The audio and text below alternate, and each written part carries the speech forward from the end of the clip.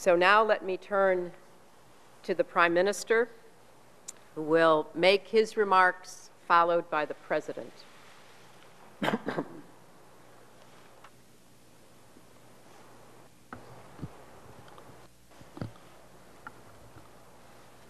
Thank you, Madam Secretary.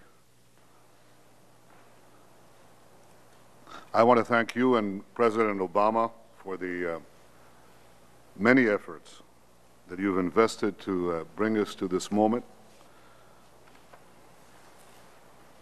My friend Senator Mitchell, thank you for your consistent effort, for you and your staff's efforts to bring a lasting and durable peace to our region.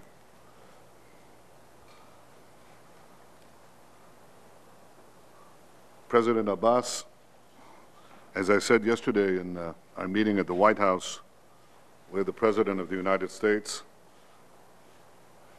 the President of Egypt, and the King of Jordan, I see in you a partner for peace. Together we can lead our people to a historic future that can put an end to claims and to conflict.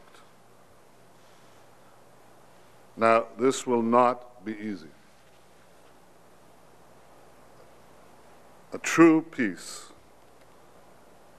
a lasting peace, would be achieved only with mutual and painful concessions from both sides. From the Israeli side,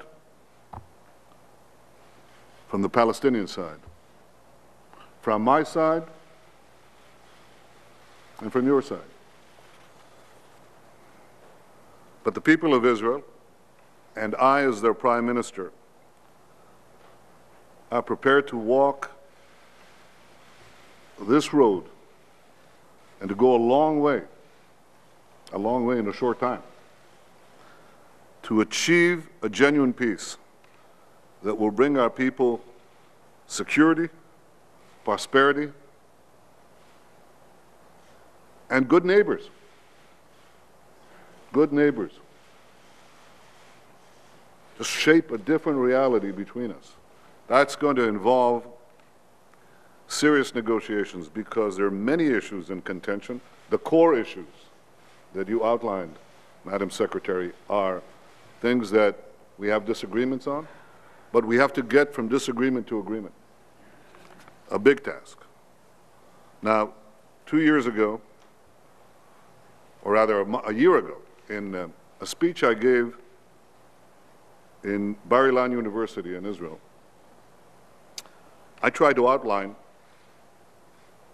the two pillars of peace that I think will enable us to resolve all the outstanding issues. And these are legitimacy and security. Just as you expect us to be ready to recognize a Palestinian state as the nation state of the Palestinian people, we expect you to be prepared to recognize Israel as the nation state of the Jewish people. There are more than 1 million non-Jews living in Israel, the nation state of the Jewish people, who have full civil rights. There is no contradiction between a nation state that guarantees the national rights of the majority and guaranteeing the civil rights, the full civil equality of the minority.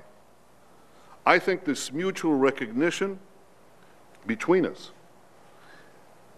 is indispensable to clarifying to our two peoples, that the conflict between us is over. I said too yesterday that a real peace must take into account the genuine security needs of Israel that have changed. They've changed since I was last year. You spoke about the veterans who are gathered here around this table.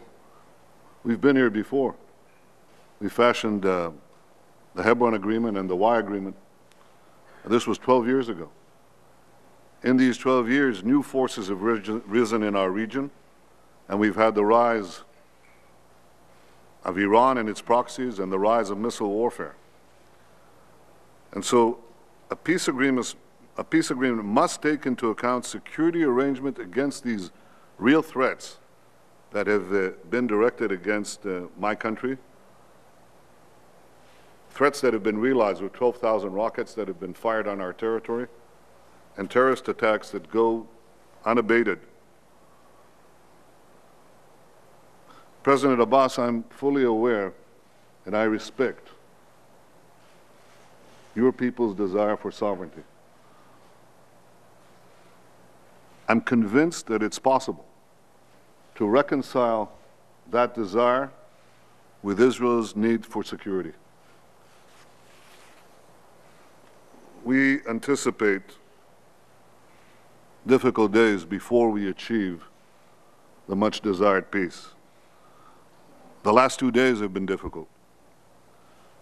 They were exceedingly difficult for my people and for me. Blood has been shed, the blood of innocents. 4 innocent Israelis gunned down brutally. 2 people wounded, 7 new orphans.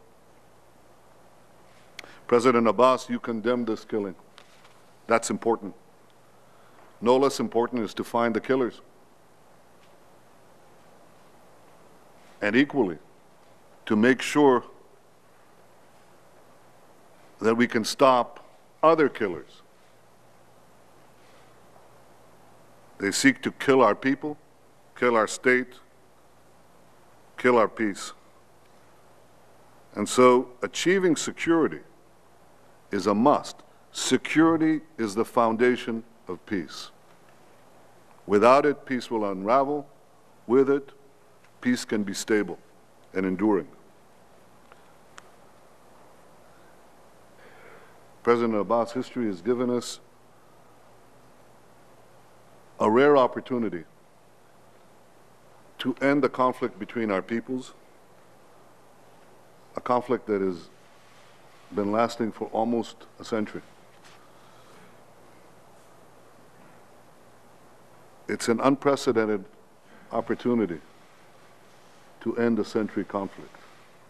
Well, there have been some examples in history, but not many. But we face such a task to end the bloodshed and to secure a future of promise and hope for our children and grandchildren. In the first book of the Bible, the book of Genesis, there is a story of how 2 brothers in conflict, brothers, Isaac and Ishmael, joined together to bury their father Abraham, our father, the father of our 2 peoples. Isaac, the father of the Hebrew nation, Ishmael, the father of the Arab nation, joined together in a moment of pain and mutual respect to bury Abraham in Hebron.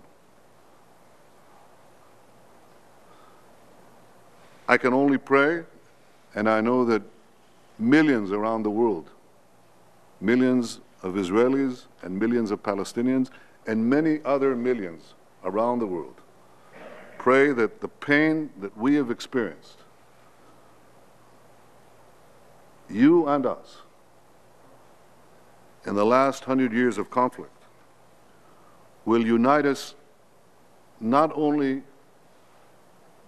in a moment of peace, around a table of peace here in Washington, but will enable us to leave from here and to forge a durable, lasting peace for generations. Shalom, salam, peace.